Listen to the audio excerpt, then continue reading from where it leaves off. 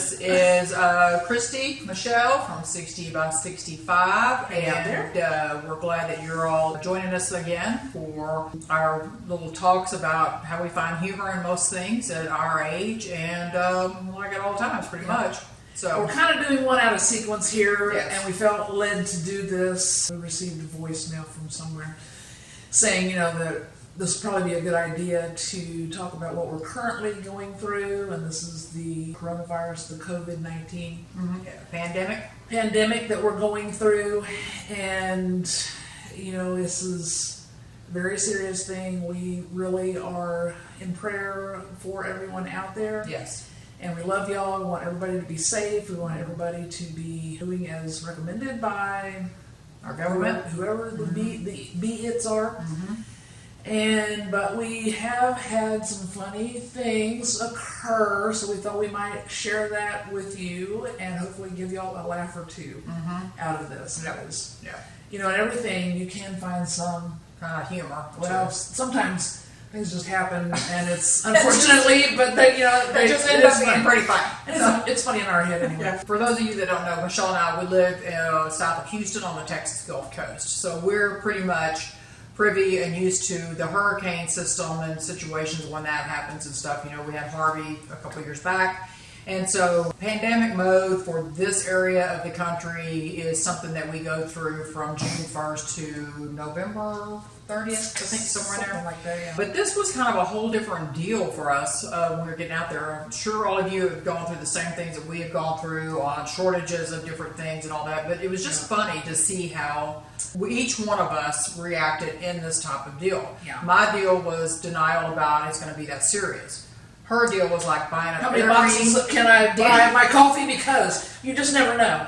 No one knows about all this virus. Now, this virus could, damage every coffee tree out there. So I needed to make sure I had enough coffee. So yes, so like every 3 or 4 boxes day of coffee for like 2 weeks, she was coming in from the grocery store, and I'm like, "What the hell else was left at the store?" She's like, "Well, you never know." And so, well, you keep hiding my coffee, and I never know where it's at. Put it up. So I look in there and I see. Well, I only have one box. So God. I've got to get out there and buy another box just in case. My house is an old house, and so it has a limited pantry that's very narrow. So there's not a lot of room to put a lot of stuff. And so I'm always having to figure out where am I going to put the stuff that I need to cook with or need right now. Okay, so I need to get it, instead of a gun safe, a food safe, put it in my bedroom so that I can put my food in there. Anyway, so when she'd come in, it would be so funny because I was just like, you got to calm the F down because this is what's causing everybody to be pandemic. And she's like, I can't help but stress shop. Yes, but if this had really gotten really bad, you would be going, thank God you got 4 boxes of coffee because I ran out. I could drink a protein shake every day and be perfectly happy. So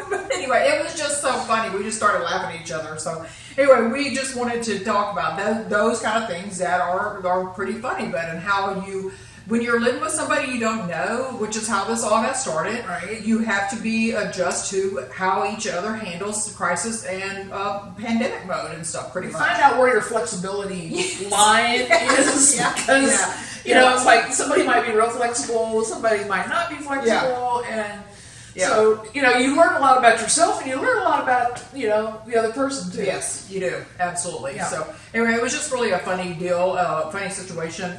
She was at the grocery store because she wanted, one of the multiple times she was at the grocery store. She was looking, I'm telling you, she's got like a front row parking spot at every grocery store. This area just about. So I don't know. She's looking for like chicken. Well, yeah, chicken, because, we were like, she's like, we don't eat chicken. Red meat. Yeah. I don't eat red meat. Yeah.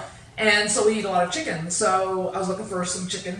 Chrissy likes thighs. So I was looking for darn chicken thighs. Well, there's not a damn chicken thigh out there. And I'm like, okay, you go to the store. Man, they're gone. You go to the store, here's chicken legs, here's chicken breasts, here's chicken necks, here's chicken, whatever. And there is not a single thigh in the entire, 7 grocery stores that I went to. And it's like, so there is, so what happened to the chicken thighs? I'm like, were those shipped somewhere? Did we trade those for 9 million rolls of toilet paper, or trade them for 10 million masks? She comes into the grocery store, her hands are full of bags, her hair's like slicked back, and she's like, oh my God. So I'm in a big box store, and and I see, the poultry section there, I see some packages of something. I race over there so I can beat everybody over there. Look at these things. And I reach down to grab one, and I pick it up, and it says chicken paws. And now, my degree is in animal science, actually. I've taken poultry classes, so I think I kind of know the parts of chicken, and I know what they're called. Now, I got to admit, I have never heard the term chicken paws in my life. Mm-hmm. Now, I don't know if this is a regional thing, but where I come from, they call it chicken feet. Yeah, she said, so text, she said, how do you feel about chicken paws? So like, what? How do you, so I'm thinking, well, if this is all they got, this may be what we have to go with. So I send her a picture and say, hey, what are your thoughts on this? And she didn't know what I was even talking about. And I'm like, no, these are chicken feet. And, I'm sure there are some great recipes out there for chicken feet, and if someone wants to send us a recipe, it's just so funny. I'm willing to try it. I have actually tried chicken feet before, and I think I need a better recipe.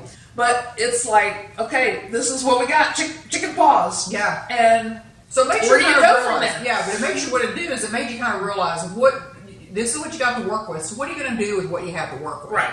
And that's kind of what our whole perception is on all of this for us going forward is what do we have to work with right now at this age and where we're at in this age. And so it just kind of was a good little eye opener there for us. Like, okay, well we have this. So this is what we have. What do we have to work with? It was so funny. Catch up, little, this. Yeah. We know everybody is going through a different experience Yes. through this. You have your own issues that you're dealing with. Right. And we are really being forced to look at ourselves and see, holy crap, where do I, what do I need to do right now? What do I need to do for myself? What do I need to do about, for my family, for others? Mm-hmm. And you find out really quickly, what is important. Yes. And yeah, you do. If the 3-ply toilet paper with 9,000 sheets on or single roll, whatever it is, septic safe, and I don't know what all in the color blue with pink polka dots on it is really important. Yeah. Then I bless you and have at it. But another thing too is that we've had a reduction in force at work. Like a lot of us are all experiencing out there as well. I've been cut back on hours. Michelle has been cut back as far as going into the office. She works from here 2 days a week, and then she's in the office 3 days a week. So because we have so much downtime and all that kind of stuff, I've been working in the yard, I've been working on an art project. She's been birding as much as possible. What's happened is we get up and we don't know what day of the week it is. Last week she gets up on a Tuesday, gets herself up at 5 o'clock, gets dressed, gets everything ready to go, and goes up, and I'm at work by 6:30, and she sends me a text at 7 or at 6:45 or 6:47. She's like, I'm not supposed to be here today. I'm supposed to be here tomorrow. So I get my laptop. So I get my laptop back up and turn around. She's like, I need those underwear that has the days of the week on it. Right. I can't remember where I'm at or what I'm doing. Thinking, I need these underwear. I don't know if they sell them anymore, if they're available. I may just have to get the magic marker out in different colors and mark some underwear so I can figure out what day of the week it is. Because it's all running together. So, and another thing that I've done is that I have one of my best friends and a mutual friend of Michelle's as well. Her name is Judy, and so her and I, Judy's been working from home, so it hasn't any exposure, neither have I. So we've maintained like a happy hour together. And so that has helped a lot. And every week we have a happy hour on Friday or Saturday for a couple of hours, and so that's really helped. Or we may go for a drive just to get out for a while. So that's helped too, to just maintain some semblance of order and try to figure out, to help us get through all the things that we're doing here. But the main thing, we laugh about all this stuff, and we want to make light of the things that can happen when you're in your household, which is kind of what this is causing us to do, is to be time in our house with our loved ones and to explore new avenues to have laughter and memories.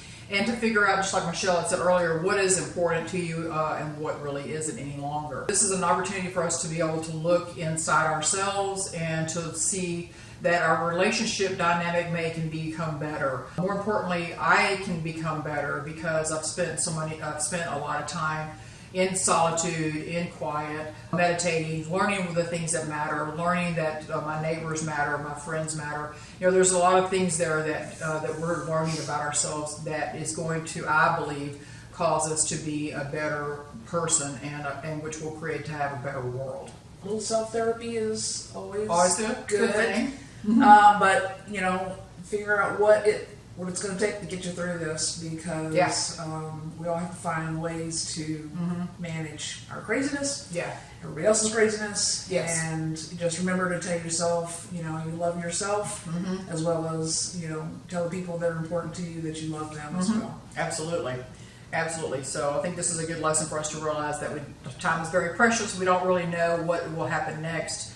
And to make sure that we count everything exactly as to count each thing as a blessing, which I'm sure all of y'all are grasping and y'all are embracing at the same time. So anyway, so that's it for today. Yeah. We just wanted to touch base on that, tell y'all a couple of funnies. Hope that y'all found them as funny as we did. Yeah, and if you want to tell us about how you survived the pandemic, please let us know, because that'll be good for us to have some laughs too. Yeah, absolutely. And just know that we care about y'all. We love all of y'all. Send white light and love to everybody. Be sure when you subscribe on our YouTube page, if you would, and then also at the bottom you'll be able to see our webpage that we have. There's lots of information on there, just some funny, some quips, some photos of things that we've done, the idiot things that we've done, like Lucy and Ethel, and a place for you to contact us and reach out to us. So we would love to hear from you, see how you're getting through things, what's happening with you.